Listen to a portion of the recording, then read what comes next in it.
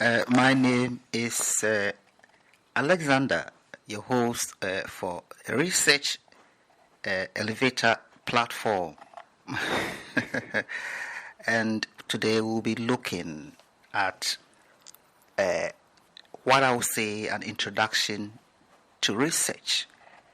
And when we talk about research, most people think it's to do with academia, or it's to do with something of a special team or an institute or organization. Yes, it is. At the same time, it's not. Because they often do research quite often. It could be an institute, it could be an organization, it could be an authority somewhere who are attempting to find, hallelujah, they are researching, they are refinding. And so what is it? What it means is that the things are there really, but they are attempting to find more or to move towards a higher or a quality method or concept to replace other concept to make life meaningful and to make life simple and to make a better quality life for all within or to the specific area or location which or for the purpose of the specific research or what they are finding. What they are finding, and so it is one of those, and so they conduct research in many ways to try to find things at a specific level, much better quality or a higher level, or for better quality life for all. It can come in educational research, political research, government, institutional authorities, research in all fields that one would like to come across. But in that case, everybody is a research, including babies. Birds in the air are researchers. Animals in the forest, in the wild, are all researchers. They research day in, day out. They are refining. They are changing things. They are finding different routes for their own security to feed. They are finding things. Birds are finding things to create their nest. I mean, day in, day out, humanity is all research. Research in the skies, research on ground, and research everywhere. Babies will research. We humans, we research too, consciously and unconsciously. So what it means is you put something somewhere and you don't know where it is, so you want to find again. You are researching, and quite often people are in the impression that people keep losing things, or that they place things at places where they can't find them. But it is sometimes nerve-wracking. It's sometimes disappointing. But as you keep doing that, you are developing something, because each time you refine, you discover something. You discover something. You find, you put something somewhere, you discover something, probably not exactly what you're looking for, but in addition to what you're looking for. And so you research. Those who read, they research every day. They research every day. You research, our mothers research in our homes. All the cookings they do is all research. Children in schools, play activity is all research. Playgrounds, swimming activities, our day-to-day activity is all researching. We are attempting to do something We are learning things, we are learning new things, but again, we are researching. We are scanning the environment in different ways, both man and both human, birds, everything. And then we are finding resources. We are finding new ways of doing things. We are finding new ways or new routes to make things quicker and much easier. And that is it. The world have been full of research. When it began, take our mechanical equipment, for example. To those of you who cook, many years will be a wooden spoon, will be a hand wicks. These days, things have come. It's all research, making life easier to improve our activities and give a quality a life.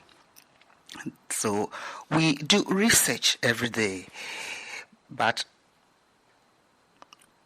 what then, as we are researching, as I've explained an example to you, we research without knowing. But it is when we then want to focus or to find out about a specific question. Remember, when you are refinding things, you pose a question. Why is this like this?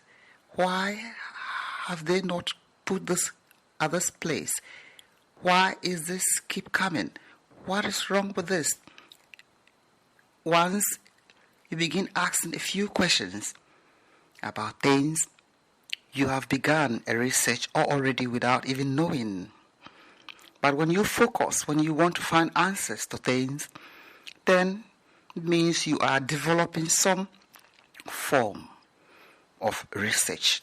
And so research then becomes something to develop. Now, we would then be talking about research development. What is research and what is research development in itself? It is a systematic yet critical self-enquiry or a team enquiry which aims to constitute to the advancement of knowledge and wisdom. And so I have explained that already. So it is a systematic inquiry that we do without even notice. But once we then focus and we want to answer a specific question at a specific level or into details, it then becomes something that we are paying particular attention to, and then we are developing that. And then a definition or a concept will come. There will be a pure research. What is a pure research? Or what is an applied research? The pure research is done with no objective in mind. There are no objectives stated in mind. It is done out of curiosity. And so I do make craft work. And so sometimes out of curiosity I collect things and then I begin looking for things. Are there other ways these can be done? Are they helpful? Are they easier? Could I have done this in other way to make things look much more easier? And so out of curiosity, we often do research. Young children do research all the time. I think when I began, I told you, babies, they do the pure research. They are done without them knowing, but in that they are learning skills for school age. And so out of curiosity, people find things, people find different ways. To those of you who cook, in cooking, it is not just the recipe. Out of the recipe, when you begin, the ingredients also will help you to develop something pure, something new. and so on, and so forth. So out of curiosity, you are trying things out, and then gradually they then tend to become applied research. It is when people, for example, a menu, a recipe, somebody begin cooking, they do quite a lot of cooking, they then begin discovering things, then they then apply these things, then they write those books. They tell you things about the ingredients, they tell you how they work. So often, pure research often becomes applied research, because then at that level it is done with objectives. You create a specific objective. So I want to make some cake. In this specific cake preparation, the maker, or for example, you are teaching students that by the closure of this specific lesson, young people would be able to apply a specific strategy. For example, whisking an egg. They will be able to apply this technique. They will be able to combine these ingredients together, and then they are able to prepare a muffin cake or a sandwich, a Victoria sandwich cake or something. And so then you have some objective there. Remember, you began your own cake, and then it's pure. You've been trying things out. Then you now want people to try it out. And then it becomes an applied research in that specific area. You have collected few ingredients, and now you've given certain objective, and you want people to do that. And so quite often, pure research usually turns out to be an applied research. What are we looking next? We are looking next at what we call educational research. It is a critical inquiry aimed at making or enlightening judgment and decision in order to change and improve upon some educational practices. And so in the field of education and training, there would be quite a number of research activities conducted at various levels for both tutors, teachers, students, and will come in group work. It will become in projects and things. All these things are activities given so young people begin developing their research skills, which they might need it to in future to carry out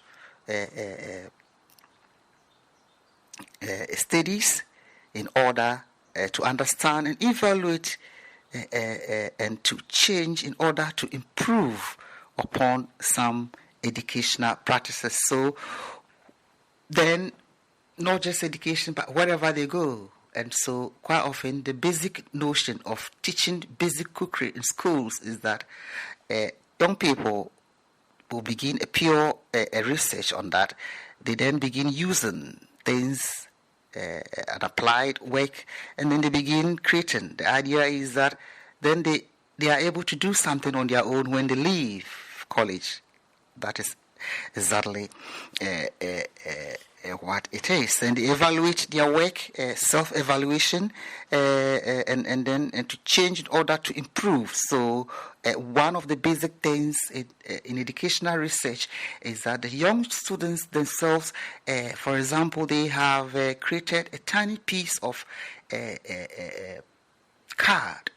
You are an art student, and you've helped young people to create a greeting card or a season card. It could be a Christmas card or something. We look at the behavior, the attitude, and then we let them self-evaluate. They tell us what they have done. They tell us what could have been done better. And you create columns where young people themselves evaluate their work, they evaluate the work, they tell you, oh, we could have done this. They look at other children's work, and so as they are doing that, they are doing all these things. They are evaluating their work.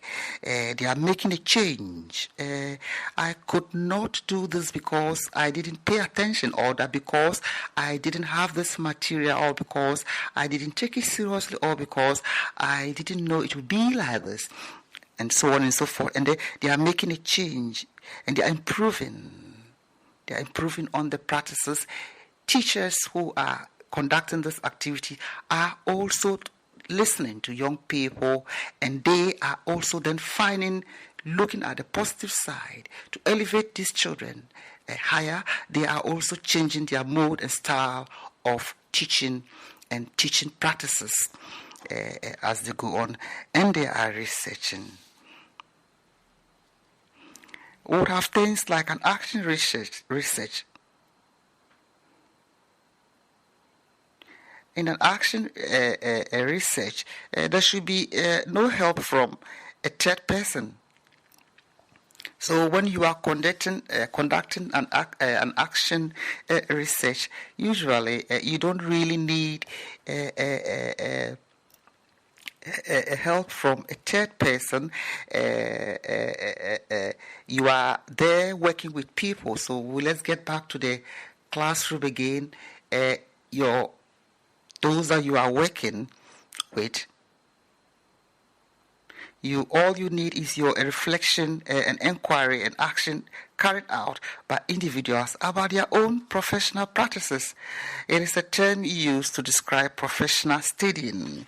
And so with the action research, you are there and you are working with specific people, and you would have to develop a high skill level of reflective practices. I just explained that. I just explained something quietly before we go to action research.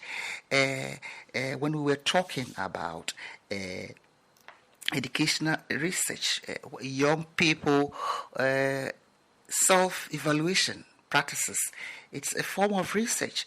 And as you are watching, as they are reflecting on this greeting card, they will be saying things they discuss genuinely. When it is done nicely,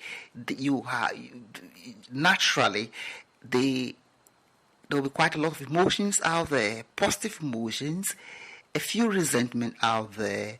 But what you are doing is that you are also developing young people's self-reflective behaviors, attitudes. They reflect on things a bit, and you teacher or you researcher would also listen to that, and you are developing that reflective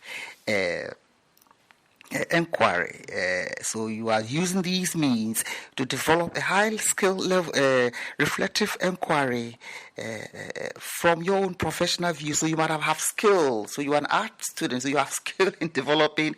So you are reflecting on that to describe your professional, and then find ways and means to improve that. Now, so we then talked a little bit about action research. The action research is often is combined with substantive act with research procedures. It is personal attempt at understanding, while at the same time attempt at understanding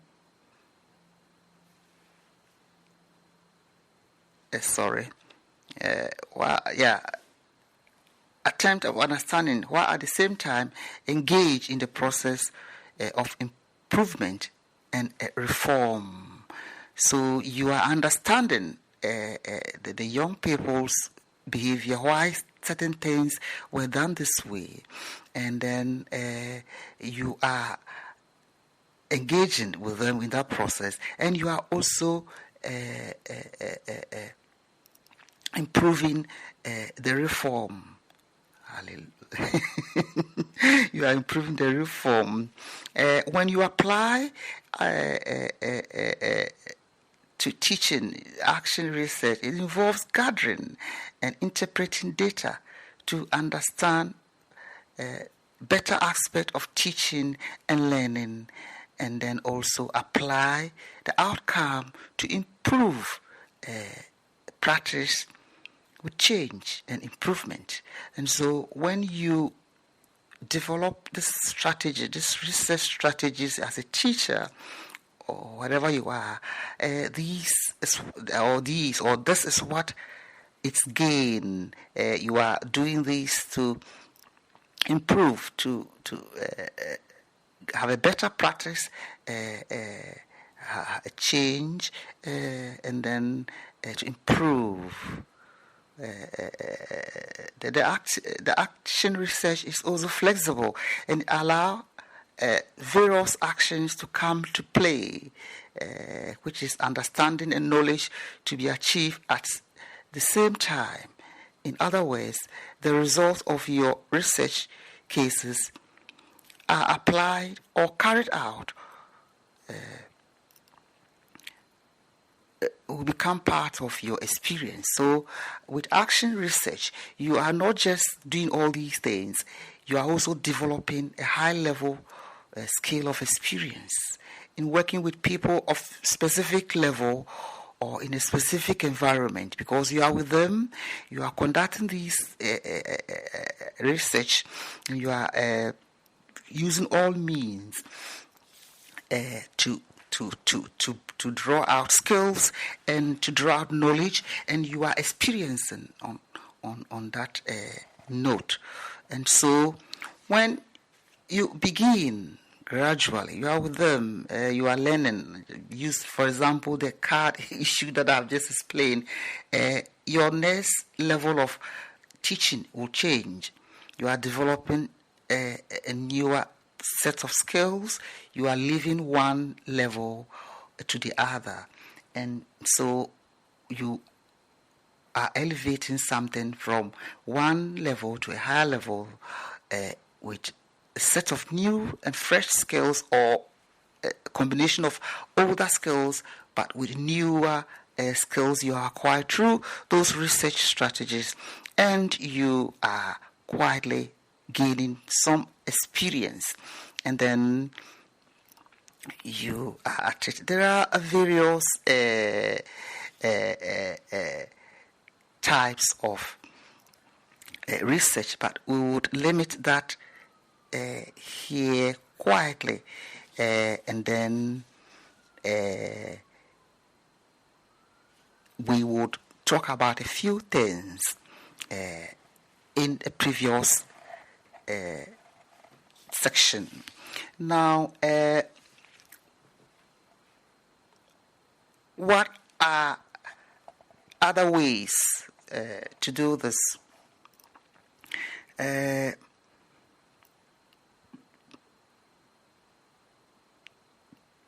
When we are able to gather all these things, then we are quietly developing a research, and that is what we began, research development. It becomes what we call research development. What is research development? That is exactly what it is. This time you are developing something. Take the action research bit. This art teacher. So you are quietly developing a research. This time, it's a focus. You are trying to look for something, experience in doing things in a much require or much better or a better way of doing things, by not just you giving out things, but with others, finding out what people of this specific location or this people at this age level, what will be the most appropriate or what will be better or these people in this specific location, or people with this specific condition, how will this be appropriate with them? It's through the action research, for example. There are models. So once we will look at all these things, we then want to look at the models, deciding on a particular focus. That's what I've just explained. The focus is that you are finding ways in which the specific cohort would learn better. And so you have used a reflective practice, self-evaluation practices. You design tools where young people reflect on their own.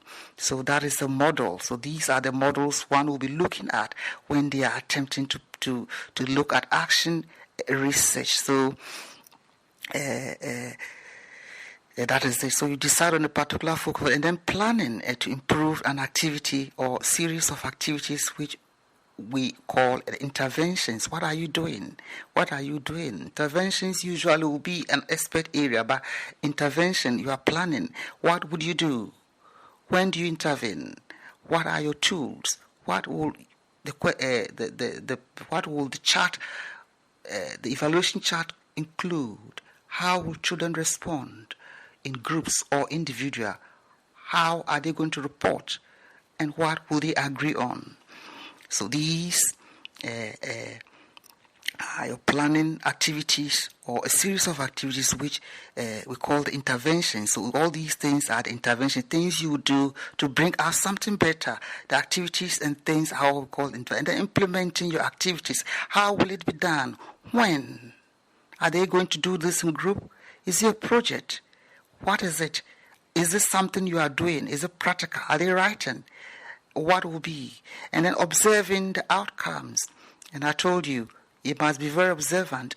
As they are there, you are observing, because that will give you the experience to change things and make things be put on that elevator to go higher or to be much better quality way of doing things. And observing the outcomes is the same thing. Do you observe the outcomes? What will be the outcomes? And then you then decide, these are the outcomes. Is there something totally, completely new? Remember, we are refinding the issues. Things are there already. We only discover them. But is there something new? You have observed all and reflecting on the outcomes. Remember, I told you earlier, you are also developing a high-skill reflective practices.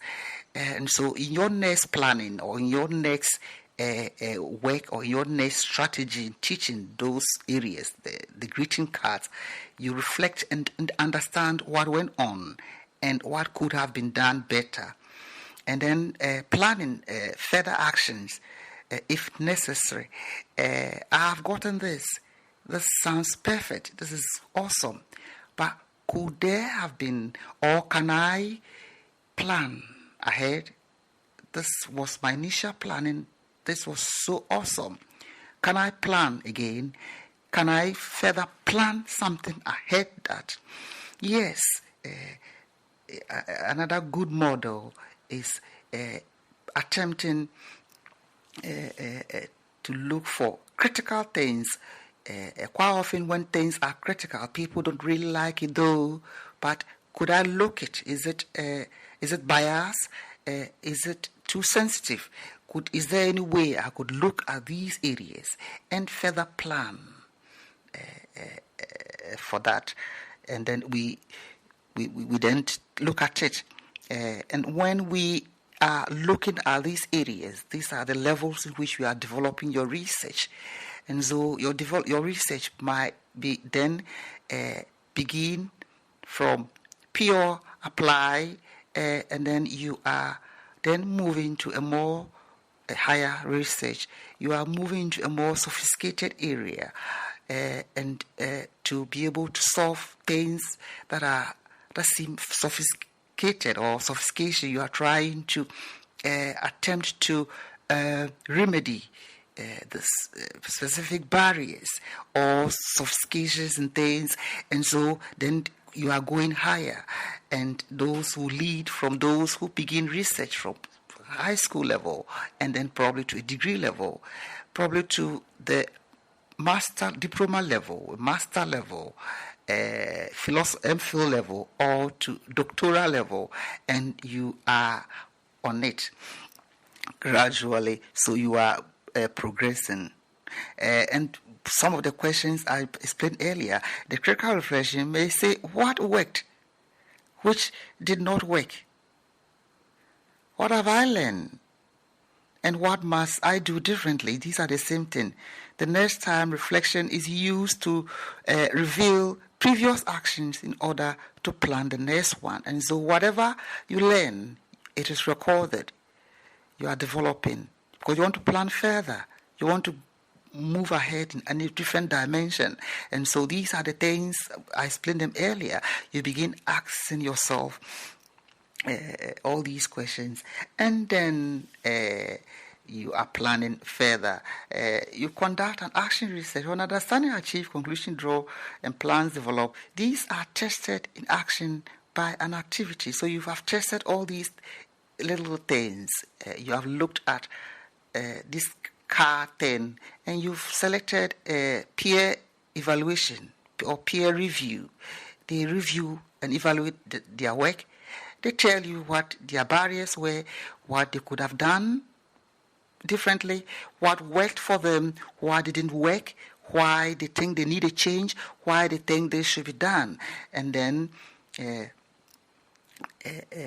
that is it. Now, the importance of it, why is it so important? A reflective practitioner are concerned with studying their practice, and action research provide an excellent medium for this to take place. And so it's an excellent way of gathering information, because there you are working with them. Things might not be going the way you expect. Probably could be time issue, probably could be. So once you get that self-evaluation practice, you understand what worked, what didn't work, what could be done differently. It becomes an excellent way. You then have a bit of upper hand in knowing beforehand what needs to be done. It also enables the practitioner to explore relationship between educational theory and practices. The theories are there. The concepts are there. But what time are allocated to these? And during your action research, you will be able to discover this. You look at the relationship between the theory that is given or the concept that is given and your own practice. Are they in line? Is it easy? Is it helping?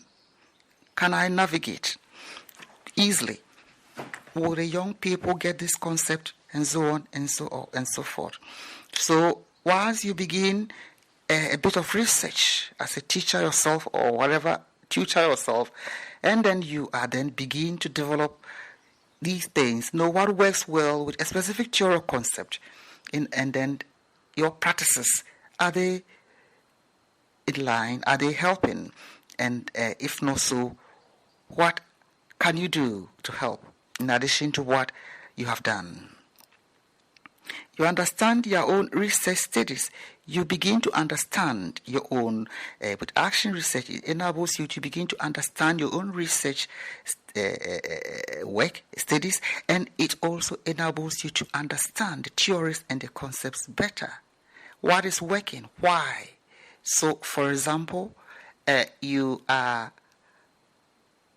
let's go back to the nutrition or a cookery lesson. There are many ways certain things will be manipulated or will be controlled in bread making, in cake making, in many. Although today in this century, things have been made such that you cannot always go wrong, but in specific for the confectionery science in cooking, certain things must be done properly. You cannot take butter more than you are expected to take by creaming to make specific cakes. They may work, they may not work. And so you understand the concept very well. 2, you understand why young people were attempted to do this. Why are they trying to move away from the theory or the objective set for this specific activity? And then you understand your own concept, and it gives you an open dialogue or an open mind, not out of the theory and the concept laid down to give them that education or that training, but it gives you a wider forum to add more knowledge to what is there, and to help the participant or your students. It has a beneficial impact on school improvement and on professional development, on teachers themselves. So when you begin some of these activities, you are personally developing your profession, and also you are improving something in the curriculum. It doesn't really matter how best a curriculum is, but you are improving yourself as a teacher. You are developing your own professional. You are developing your profession in a more better sense, quality, giving certain quality, or giving something a little bit better to ease the constraints on resources, the time, and to whatever specific people you have around would get the same quality, skill, or knowledge, but in a different way. And so these are the importance.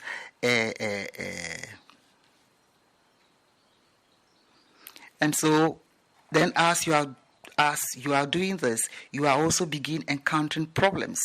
One of the importance of action research is that you are then begin encountering problems. When we began, I told you, often it's a question. When you begin asking too many questions, or you begin, why is this always like this? What happened? This is not good. Why isn't in this location? You are encountering a problem. But with action research, you are able to identify several or many, quite a lot of problems. It could be the problem with your students. It could be a problem in the curriculum. It could be, and so if you have been able to identify a problem, then there must be a reason for that problem. And so that is what we discussed earlier.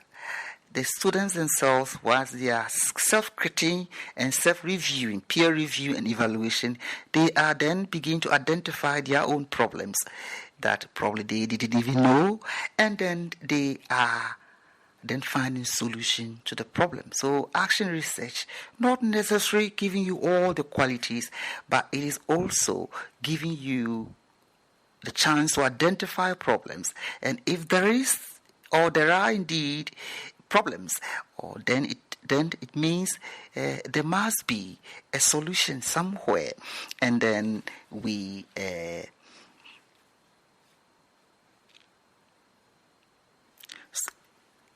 solve it. It helps the teacher to derive, engage and derive answers from their own practices. You are able to identify and formulate a problem which you as a teacher consider as critical in everyday situation. These are the importance.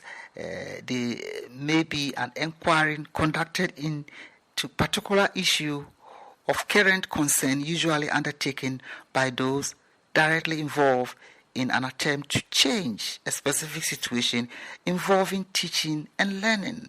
And so that is it.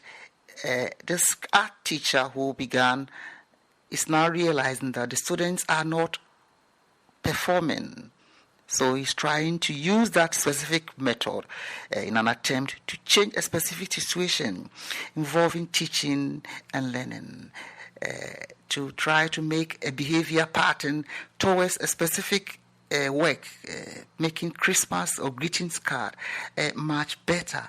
And these are the things that we said earlier, big things, a bit quality or a bit better for life. And curriculum development and professional experience with student colleagues, head teachers, etc. is also understood. You then begin to understand the curriculum fully with those professional practices and those reflective practices in an attempt to develop a new thought. So you are developing not a new curriculum, but you are developing new thoughts in addition to what is there already. You are making something better. So it is not just the students, the way, but it also strengthens the curriculum and add new idea to you. The ideas may not be given; they may not be a sort of recommendation. Yes, research could include a recommendation, but as a teacher, your experiences, you are developing other ways to make something work, even if a curriculum fails. Or a curriculum has a problem and it is failing to work, action research is giving you that opportunity to make something work, find something new that will work until help arrive, or till something is changed, or till something is replaced. It starts with specific problem. I have just told you, an art teacher. That is it. So these are all importance of action research. It gives you another way of approaching teaching methods. Is one important. So there will be several ways of teaching specific things. A traditional way of teaching will be told, this is how this is taught.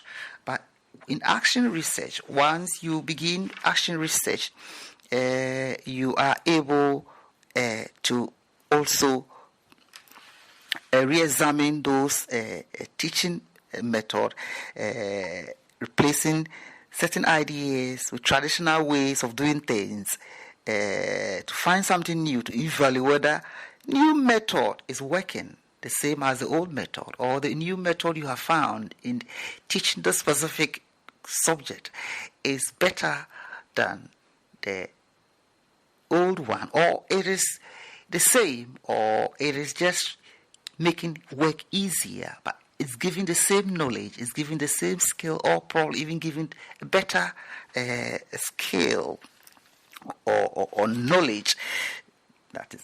And then learning strategies, adapting an integrated approach to learning. Preference to single subject style of teaching and learning. So you notice that after peer review, peer evaluation, young people are now,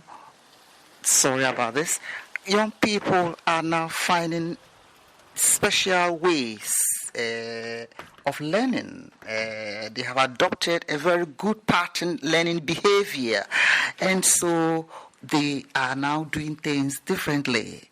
Before it was a no-going area. Now you could see that attendance is improving because they have now discovered other routes to reach a destination, and they are working. It's all strategies. It will improve continuous assessment. It will improve your continuous assessment. Example, to those who are giving quizzes and things, that strategy will improve the continuous assessment, and the continuous assessment of assessing these young people will improve. They will improve because they have reviewed, they have peer reviewed, they have evaluated. They now understand that there are many other ways. They've come to terms to realize they've accepted their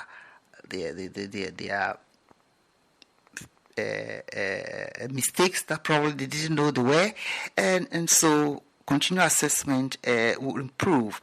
They are now peer reviewing, and they have seen better quality works, or they have seen interesting ways other young people have strategies other young people have used to produce those cards, and therefore they have now realized that, oh well, we would also, and so teamwork, they then agreement, and so whatever assessment you are given, they are willing, because they know there will be a peer review, they know, and so it gives you open quality reflective strategies to even develop quizzes and projects and further things to improve not just the students, but your own continuous assessment. It encouraged more positive attitude. They have come to terms to say, well, we'll do things differently this time. We couldn't do this because we didn't do these things these ways, and so on and so forth. You teacher have also realized that because you could not adopt specific strategies, things went this way. Through your high skill developed reflective practices, which we've touched on earlier. And so positive attitudes towards a work, modifying people's value system regard to some aspect of life. So they are then now realizing that it's good. We can do these things. We can create cards on our own. We can do these things, but through this, they've added some value. They are adding value in taking the greeting cards being taught in art lessons. They've added some value. They've peer reviewed themselves. They evaluate. They've seen what worked, what didn't, and now they are toning towards what will work and what will make their work quality, what will add value to their work, and that is it.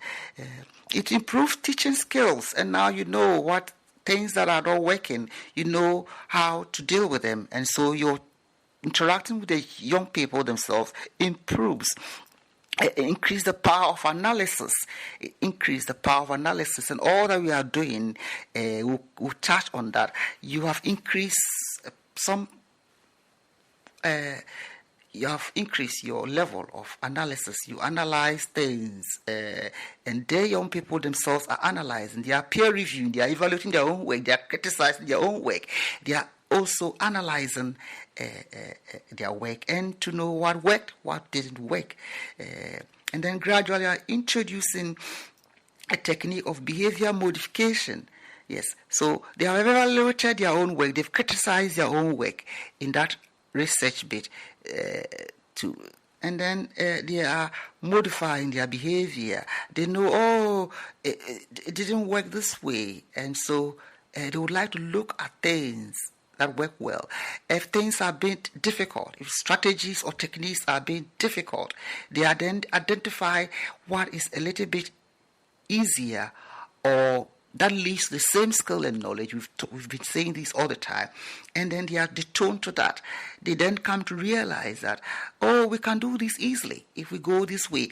And so behavior modification, it reduces behavior as well. And then it increases the efficiency of some as part of staff activities or administrative work. And so then when information like these are shared among the practitioners, one or two teachers there, it is not just for the children, it's for the staff as well. And it becomes an administrative thing to look at. And then the remarks are general, and then problem may be perceived, which maybe a classroom or educational or an institute, wherever, as they begin doing things differently, gradually they then gather information that will be not just for the staff, not just for the education administration or whatever administration, but to other external bodies who might need or who have found something a different way, and then gradually it goes. But before we move on quickly, we would be looking at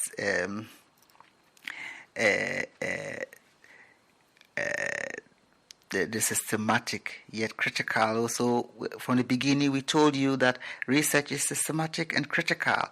And you see, gradually we have developed something. We have discussed how one could attempt to view a research, what they are, and then how it is, how important it is. So systematically, gradually, we have arrived at something. We are developing a research strategy, or we are developing something, but it is systematic, yet it is critical. And when we are saying systematic and this is critical, it means then we have to develop tools. When we have to develop tools. But even before we go about to talk about topics of research, we will be looking at what it means. Systematic. It must be systematic. It must follow one or two areas, depending on what you are doing and where and who wants it. And so we'll be looking at table of contents. For example, I'll give you an example of what it means. We'll be discussing these things into details in our previous activities. But so here, for example, we have content, we have preface, declaration, acknowledgement, dedication, abstract, table of content, list of tables, background to the study. You have analysis. You have identified problem, you have analytic measure, you have indication, you have causes, you have statement of the problem, you have interventions, we touch on that. You have purpose of the study, why are you studying that, you have objectives of the study. So now we are looking at applied research. You have significance of the study, you have definition of terms.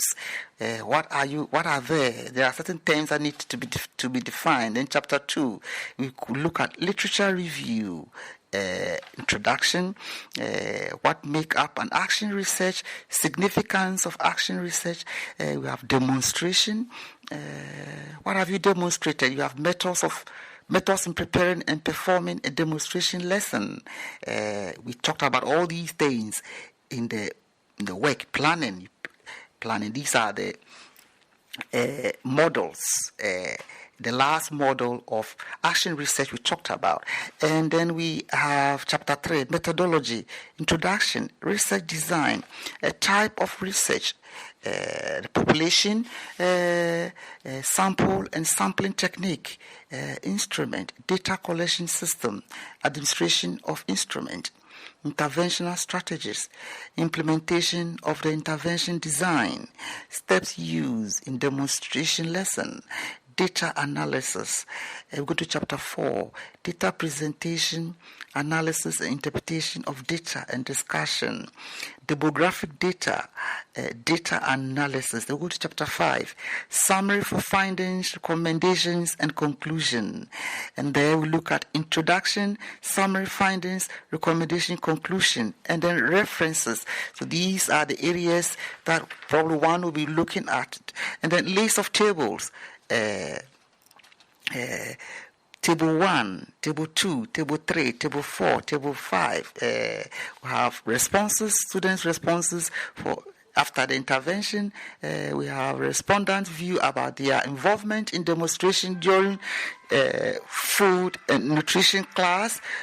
We have post-intervention achievement records. We have intervention periods. And we have pre-intervention period.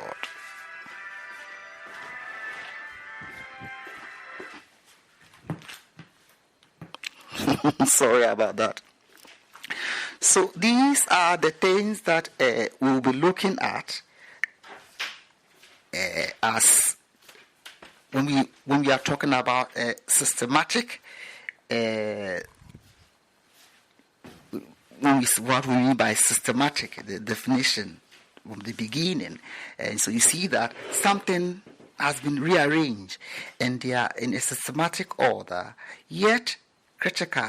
They will be analyzed, and we would go back to the SIS model, where in the end we know what worked, what did work, what can we do, how, what is identified as a problem. If there is a problem, and there must be a solution. Another way of a systematic order or content which I have here, probably table of content or abstract, acknowledgement, a list of figures, introduction, your rationale of study. They will be broken. Rationale of study, observation, and understanding and evaluation of whatever activity, of young people's activity. Are they parental involvement? Is there, and what are the problems? Terminology and definition of key terms is almost the same as the other. And then your theoretical framing. And then we come to chapter 1, a literature review. Remember, from the beginning we told you that you are refining. The things are there. You are only finding, you are attempting to find another way of making something much better or easier, or finding new things. And so remember, there are questions or there are things done already. And so you would then, what we call analysis, you are then coming to review something. You review things about, before we go on to the topic, we are giving you this systematic order. So you review something, a literature review about what the problem is or your topic is, conceptualizing what that topic is. From what perspective are you reviewing that? And then what are the pedagogical approaches? We just finished talking about pedagogy already. You are trying to find something new, or you are trying to make something work, or you are trying to find a much easier or better or quicker way, or a suitable way of using a method, an approach, a pedagogical approach or a teaching method to save resources, to save time, money, and to develop or modify behavior, add value to young people's skills and knowledge they are acquiring, and so on and so forth. You are reviewing all these things. We go on to the curriculum itself. We talked about it. What is there? What are the barriers there? And if so, what are the problems there? A perfect curriculum is there. They will tell you, but if it's a perfect curriculum, there are barriers, and there are challenges. So you would then look at the curriculum, you look at the curriculum itself to see what are the problems there. You are looking at continuous debates around those specific questions or those specific action research. What has been said, people have talked about it already. They are written. The tensions, you have tensions and debates. You have things that are there. Those are the things that don't work, and the things that work. It will be there. There will be quite a number of them. And then you sum up. We go to chapter 2, the methodology. What are you doing there? You are piloting. You are analyzing participant data. All these things are critical. You consider, and then the procedures, your design, your research design. All that we are talking about now here is all the systematic way of attempting to put something somewhere we will be discussing in our next section. We'll be discussing about the things that will come under all these areas. You are looking at piloting, your research questions and aims and your methods. What are your research questions? Remember, I told you from the beginning, you first of all ask a question. Once it's a question, it means there's a problem. Not all questions lead to problems. Some will lead to answers, but if there are, then it means we can solve. Are you piloting the participant? Who are they? The art teacher, his or her participants will be his students he's teaching. Who are your participants? Methods and approaches, your data analysis. What are they? Are they those thematic analysis or a content analysis? What are you doing? Is it data analysis? Are you interviewing the students, or are they peer reviewing to evaluate and to modify their behavior? Whatever are you doing? What are you doing? Is the interview face to face? Are you giving them this work? This peer review, are they doing it on their own, or you are with them? Remember, if you are with them, then you are also developing reflective practices, because you are with them and you are doing together. The trustworthiness and the validity of assessment, you have to be trustworthy and biased. You have to be trustworthy. You don't have to be biased. we look at all this. Your data analysis, ethical considerations will all come from who will be looking at your work. Introduction and then reflective on the data findings. Then we go to chapter 3. We go to findings. Participant personal information, work experience, location, where is it? Participant emergent, derived from them. We go to practical barriers. We go to key barriers. Remember from the beginning we told you that there will be barriers, so these things you are looking at them, and then if there are questionnaires, and then discussion. Chapter 4 will be discussion. You are discussing to understand. Remember, as the students are peer reviewing, they are discussing, and the art teacher, as these children are peer reviewing to evaluate, they are discussing. So they to understand the benefit of what they are doing, how they could do things differently, what worked for them, what didn't work. And this is the most challenging aspect, and because this is where you'll be finding the issue. So they discuss and so on, and then the practice, you look at specific practices. So there will be certain things that you find that are there already, or that these young people are doing differently. Is there something they have sustained that has brought a new and a quicker way or a better way? You look at that. How do they understand what you are doing? And how do you understand what you are doing? And if so, what are the barriers? And then we conclude, we look at implications. What are they going to do? We'll then go back to the importance, the last bit. Are we going to do further research? Are we going to do further findings? And then what are the limitations? If so, what will be the limitation? What was the limitation from this peer review thing? And so on and so forth. And then we go to the references. Remember, whatever you find, and then we go to appendix, and then that is it. So all that we have talked about, we will be looking to details what these things contain, what people would be saying, or what are the things we'll be looking at around these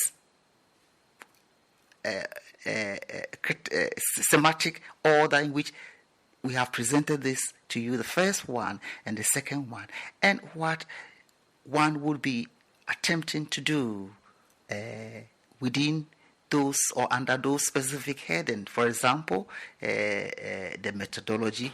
What are you doing there? What are you doing there? And many of the things we'll be discussing, we'll be looking at the art teacher and the peer review, but then we'll be in a different format, but we'll be pointing to the same mode or method and so on and so forth. So it will be critical. At this point, you wouldn't know how critical that will be until we begin discussing things under specific topic, what needs addressing or what is necessary. And so all that we have just quietly explained or given out right now are the systematic yet a critical, but we won't know how critical it is now until we begin discussing things under each topic and how critical they are. But you could see that things are systematically arranged, and so in developing a research, applied research now would be something very systematic that people would be looking, not all areas, but a specific, for example, the methodology, what is there, what have been done, and why, and so on and so forth. So, how then, before we go on to the topic, how would you begin putting these things together, these topics, these headings that we have, the systematic headings? How?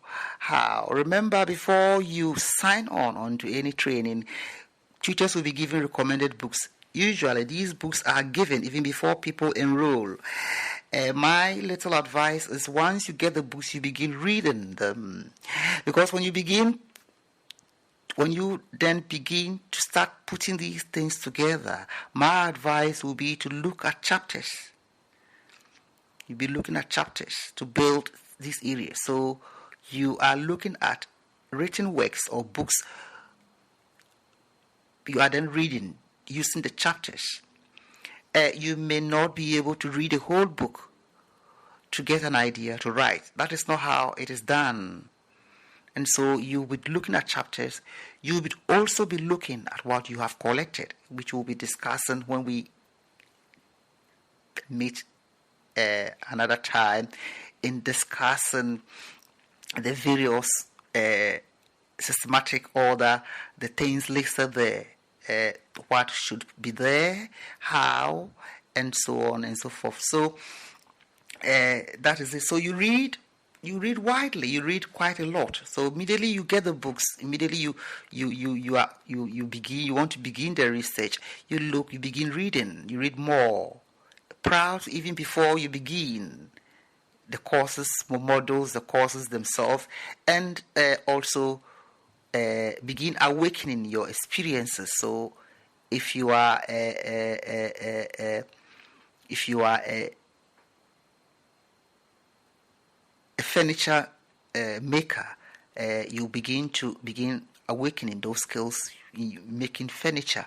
You gather those skills too. In addition, your personal experiences, you gather them, and in addition to that. But when you begin your work, you are working with some time. It might be independent though, but then you might not have that much time to go back and read. So it's more better to read wide advance before you begin, because at the time you get on to start to put quite a lot of things together, like the systematic things we have just discussed with you, you would then need, it's a bit frustrating, you won't have much time. So there you are then now working with chapters. Yes, you are working with chapters and pages. Yes, so that won't give you enough time to read, and you'll be surprised that if you read the recommended books that you've been given, if you read very well, new books that comes in will reflect almost similar or same things you have read. Remember, you are refinding, so things will be much easier for you.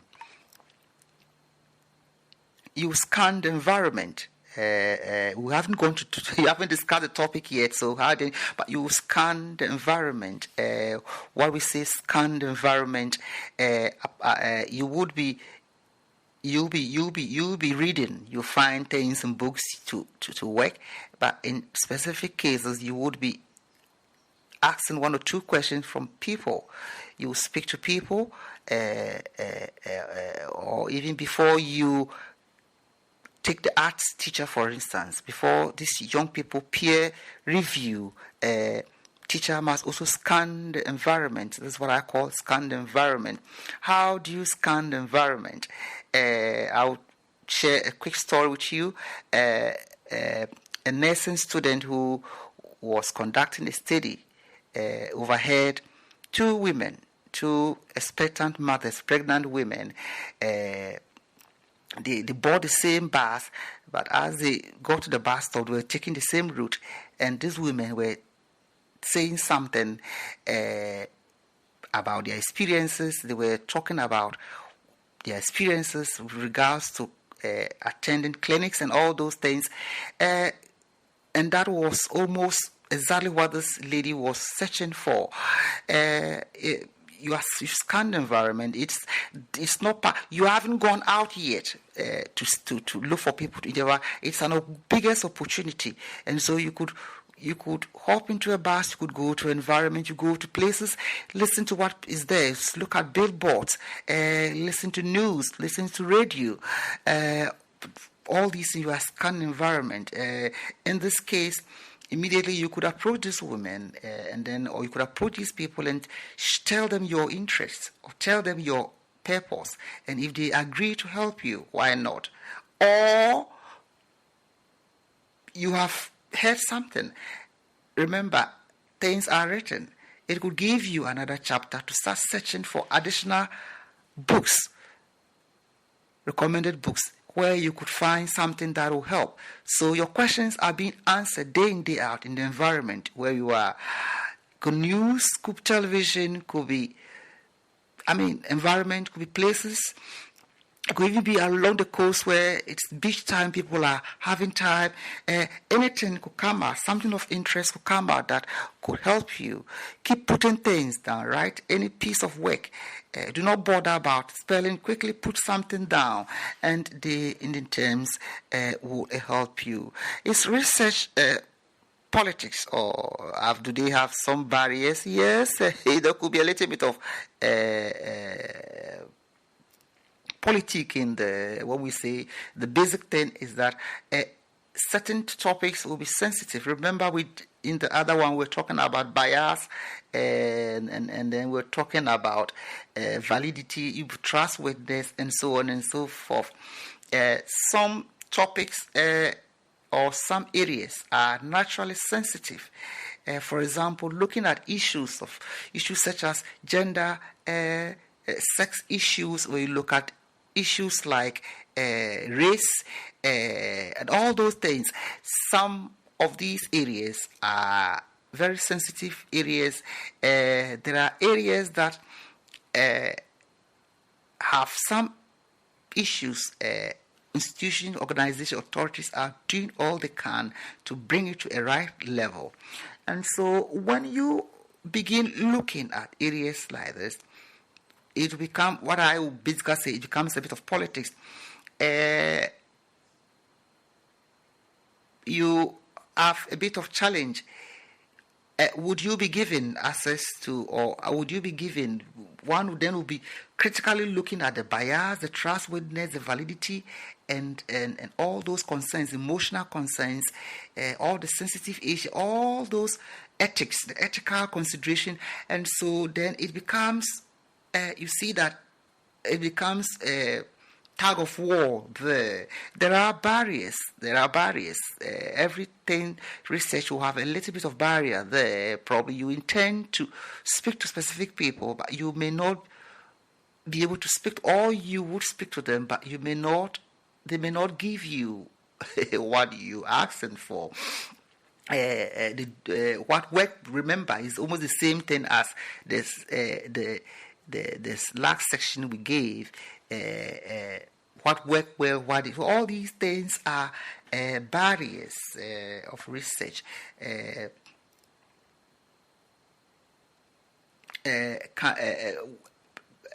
Many would conduct a research and would not want to conduct a research again. All these things are barriers depending on the there are risks involved, and so the systematic structures that are given that we explained earlier, all these things, when they are properly taught, it remedy the risk involved. It could be there are all sorts of risks, because many will conduct and many will not want to conduct it, or many will conduct in a specific field or area and they would come back and say we don't want to do it again. But when all these systematic areas are well dealt with, they reduce some of these barriers that we are talking about. So that is what it is. Can research be done? Interest in research? Yes, there is always an interest in a specific something. You have an interest. That is why you are picking a specific topic, which we'll be discussing, which will bring this section to an end for our next section when we meet in this forum, in this platform. And so there will be interest. There will be interest. There will be conflicting interest. Who will be looking at your work, the institute, and what we call gatekeeping. So there's interest there. It depends on what you are doing. Your interest, the art teacher's interest was he has come to terms to realize that he could develop something for these young people to put into a specific institution, probably in a dire need of some skill, that people are taking it for granted. So the interest is there. Once you are a subject teacher, there's an interest there. And so that is it. So there's an interest. But there is also another interest. Is it something that somebody else is developing? Is it that it will bring in something to help something? The interest will be both positive and both negative, and so that is why it can be done anywhere. Can research? Yes, research can be done anywhere, and so you probably are into college. You are in South, or you are in Asia, you are in Africa, wherever. You could pick your research.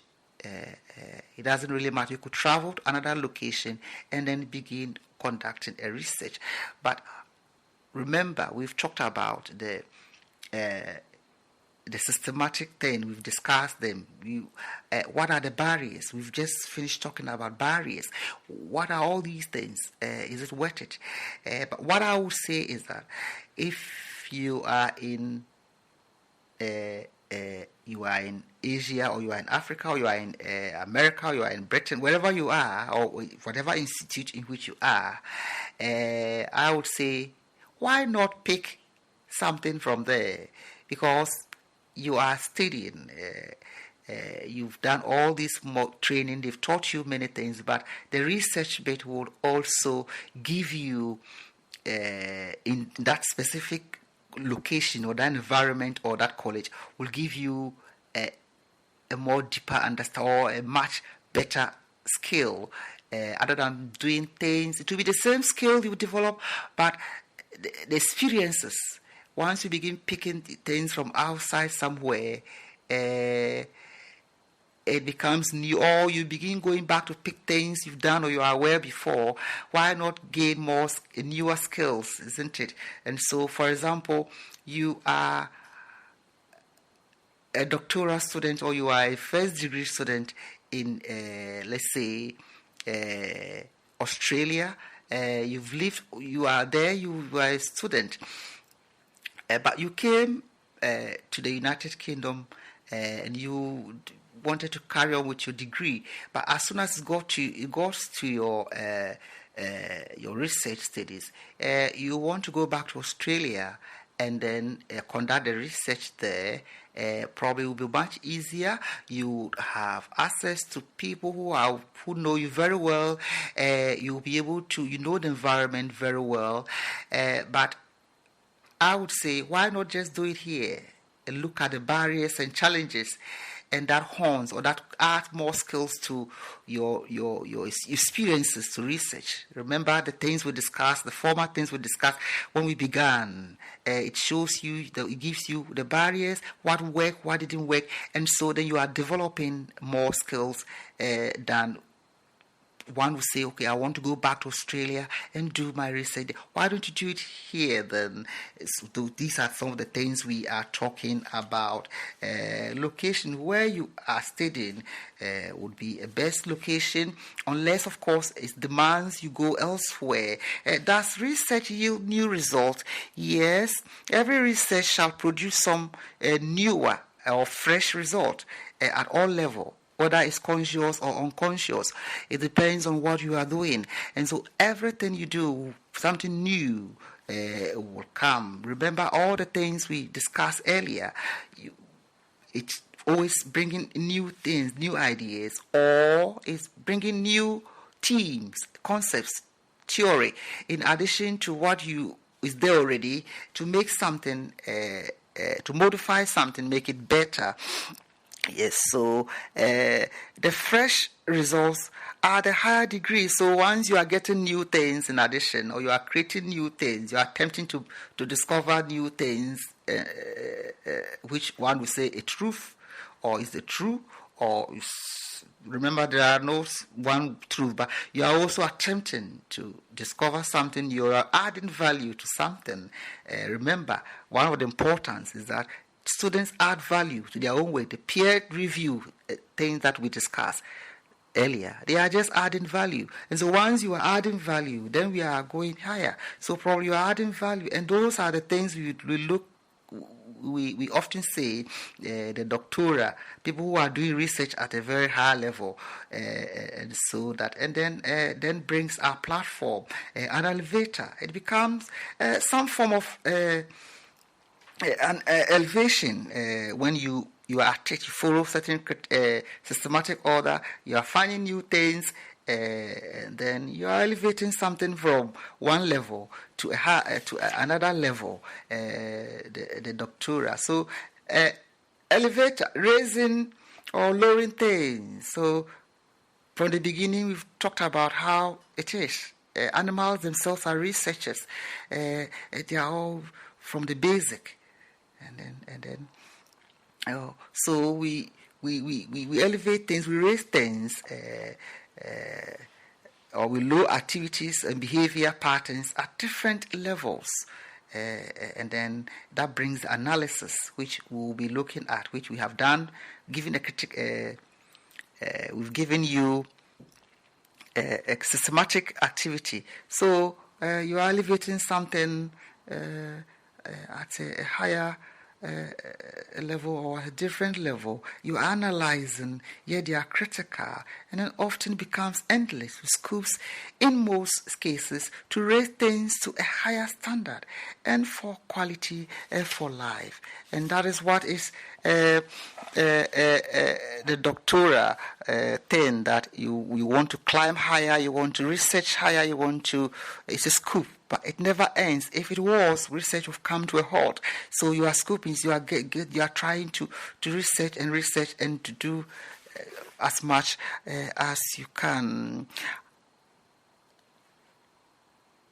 So what it simply means is that how the more you comb, for example, the more you find new things. As simple as that. So you are climbing high, you are trying to scoop, you are trying to get more ideas, and so on and so forth.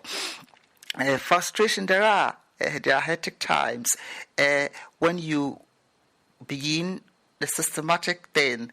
It becomes like a hurdle or a ladder, and there could be lead to frustration. It could lead to hectic times, but the little tips I gave earlier would help minimize some of those things.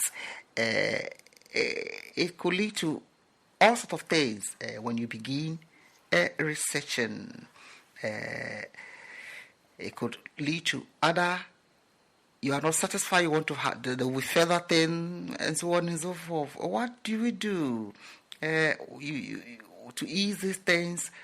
Probably take a walk, exercise, play games, meditate if you can, chant if you can. Whatever, if you are religious, you can be. Do all things that will help you calm down, and also follow tutors and professors' comments right away, yet further search for them before you fix it. So they'll give you comment. They'll give you things. They'll give you areas of concern, or they'll give you things that need addressing or things that you need looking at. Follow them right away. But search further. And so when they are giving you areas, the comment and things that you need to look at, it does not necessarily mean you are just fixing things, but look at it further. I'm supposed to fix this. This doesn't look right. This needs a bit. This is the. As you are fixing, and they're giving you comment. They are not writing it there, but they're giving you things, concerns, and comments there. They are constructive ones. That once you are fixing those things. Check again for further search why things should be fixed here, and you come to another chapter of discovery of things that could even help you shape that area or that section properly, or that could lead you connect something to a next content, or that could bring in a new set of ideas. Not to divert things from the original concept, but would give you something more solid or stronger to help you. So all these things will come in. You fix them, but you further search why you are fixing those things, why those comments are in. And so a statement or a section you have argued and you've been told to check or to amend something, it's not just you correcting it. Quickly do that, and then quickly go back and read where you found that, or find if it is your own argument and they are asking to fix something there. I mean, remember, you've referenced works, but go back and read something around that area. So, for example, if it is card making, if it is this art teacher, and a comment is given there regarding the tools used to collect the tools used to help these young people self-review or evaluate their work. If that is the comment, you have to go back and read something around that area. You have designed this tool, yes, but you have referenced, or you're arguing, saying this, but this is a comment coming from the tutor or from the professor. So fix this. This needs, look at this. Well, fix it, but go and read. For some of these constructive comments, sometimes may not just be a one-off. They come with so many things, often positive ones, that will help you to build a stronger argument or a stronger case, or to find something new, or something that will strengthen something there, or bring an exciting idea much better than what you have initially done. Could someone also do the check-in? Yes, as you begin, it's good. It could be. It depends on where, but it could be somebody, or it could be a place where I would advise you to do your own work. Do your own work. You are developing. If you don't do your own work, how then do you develop? Do your own work, but somebody could look at it and then also give comment.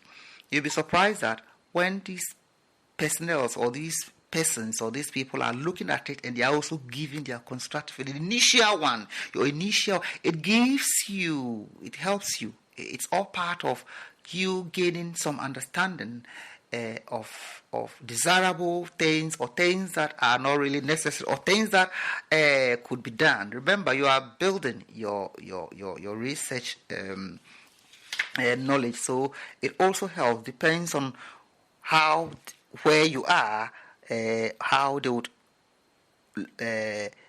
what they can do to help you to have your work being checked by other people, other entity, or friends, or anyone who would also look at your work and then also give one or two opinions there, and then you compare things.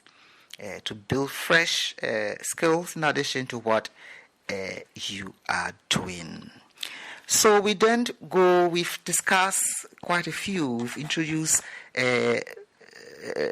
research. We've talked about something which we'll be looking at now next section gradually, bit by bit. We've looked at action research, and we've looked at the systematic order of a very good action research work, and we've also looked at a very systematic yet critical areas in another work for a specific level, which we'll be looking at in our next section. But we've said all these things, but we haven't talked about a topic. What will be a potential topic for a research? What will be a potential standard in particular subjects or in a geographical area? What will be a potential topic? We discussed interest. And so you see, all these things we before we even talk about the topic, these are the areas we should be looking at. These are where we should be casting our mind. Then we come back to the topic. What will be a potential topic for a specific research? What will be a standard?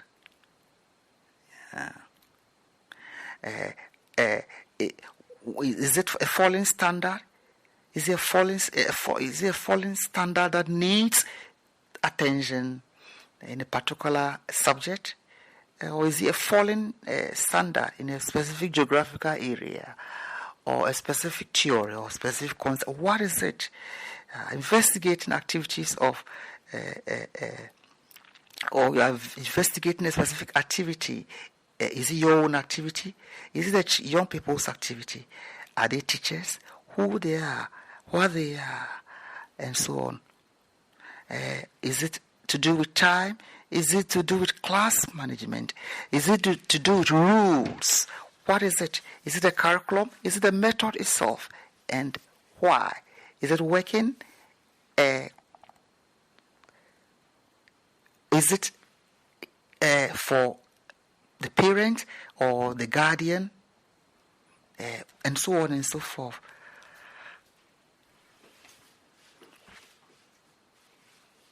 And then, is it behavior? Is it teaching strategies? Can they be managed? Yeah, you are also investigating pupils' learning by determining the tasks engaged in by pupils, the extent of their involvement. How are they involved in that specific task? Is it good? Is it appropriate? Is it enough? Is it good enough? Is it helping? Is it helping them? Are they developing their skills? Are they completing it successfully? Are they doing something with it when they leave? How many, and so on.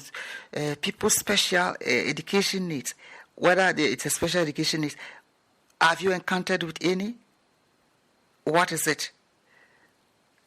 How do you monitor? How do you assess? We discussed that earlier on.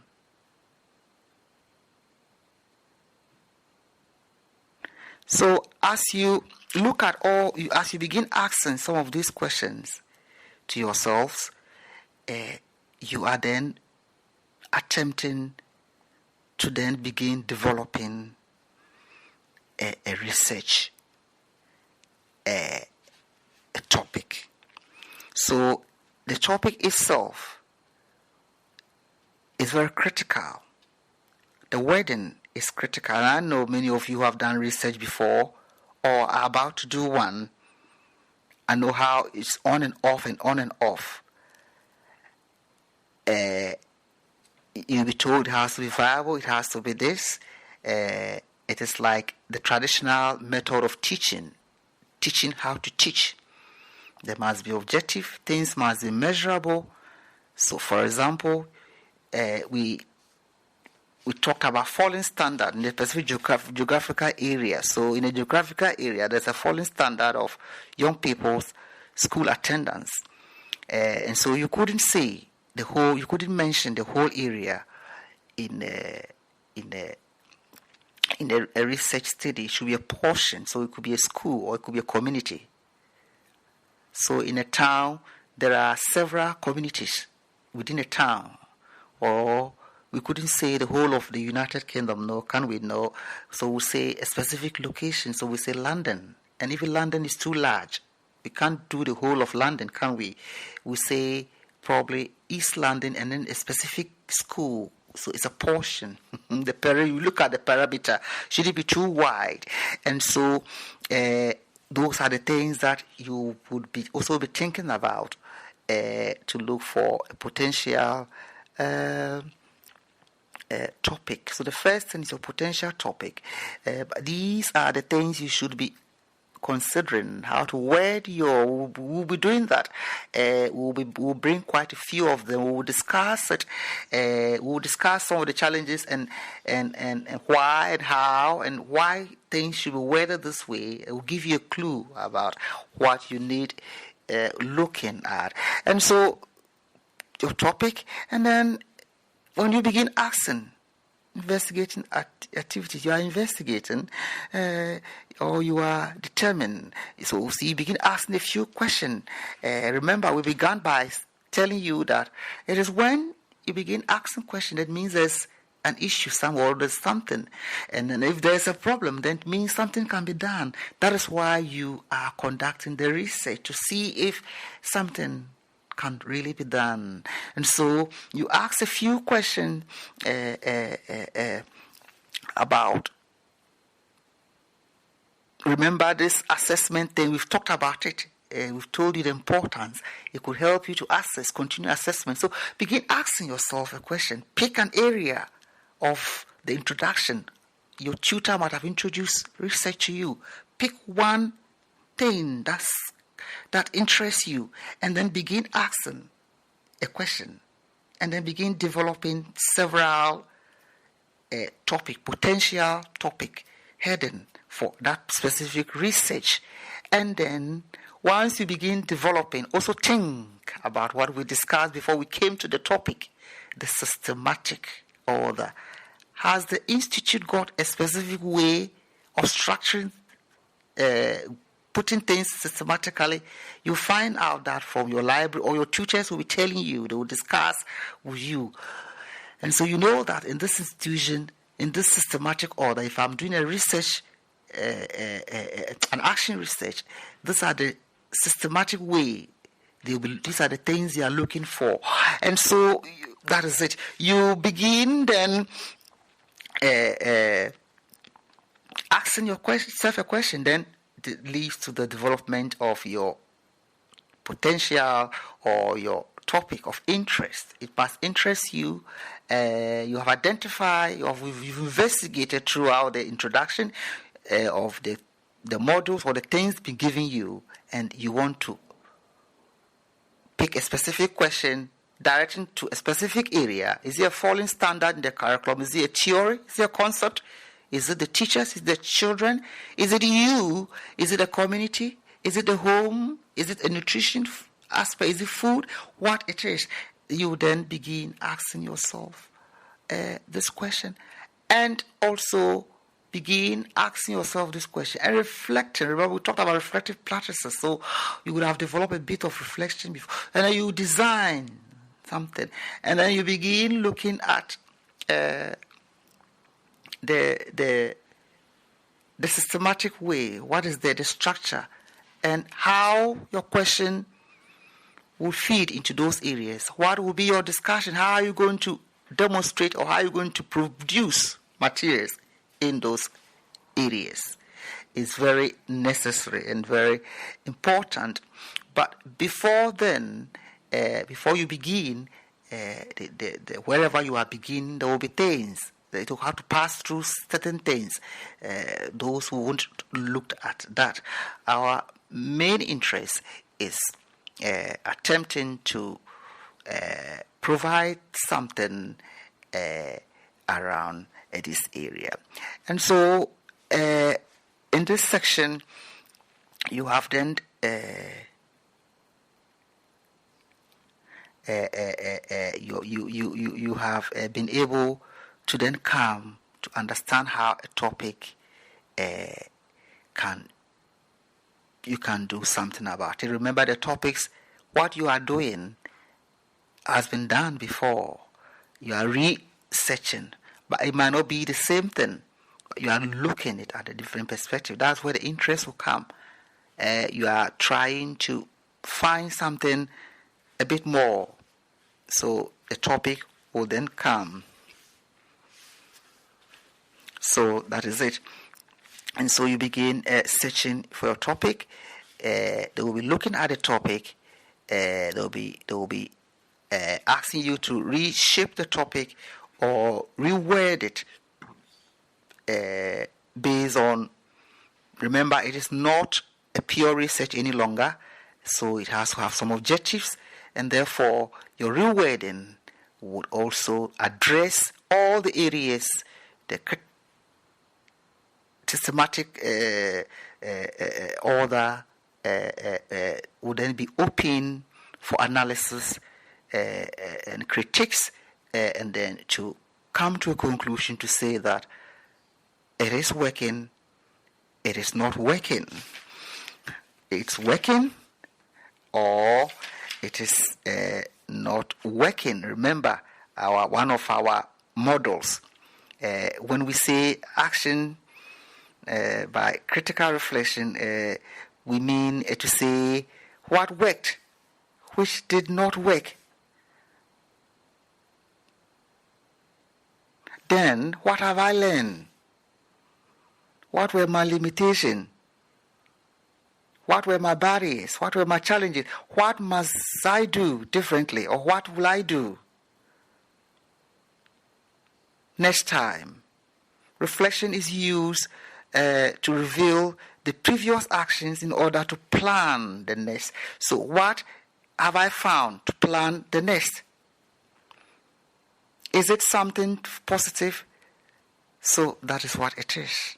So it is helping you to reflect. So once you are able to identify this and you are able to do this, then you are attempting to actually do some good work in all the systematic areas that we are going to be talking about in our next section. Have a wonderful day, and thank you for joining us in this special Research Elevator platform. Thank you for joining. We'll see you some other time. Tell your friends about this wonderful section that we have brought to you. It is a platform for everyone. Many will enjoy, and many will learn fresh skill, or old skill would be learned. And so gradually, when you begin this way, that is how you eventually attempt to comprehend. It's a huge task. When it comes to research in this manner, it's a difficult job, and it sometimes can take its toll on you. But when you gradually develop that interest and follow these basic rules, it shows you work in a specific direction towards something. It's a lead to your initial skill you develop, and then as you go along, you gradually build those skills and make them stronger. Same as you finding ways to make concepts and theory much better. Remember what we discussed, the art teacher. We'll see you some other time. Bye-bye.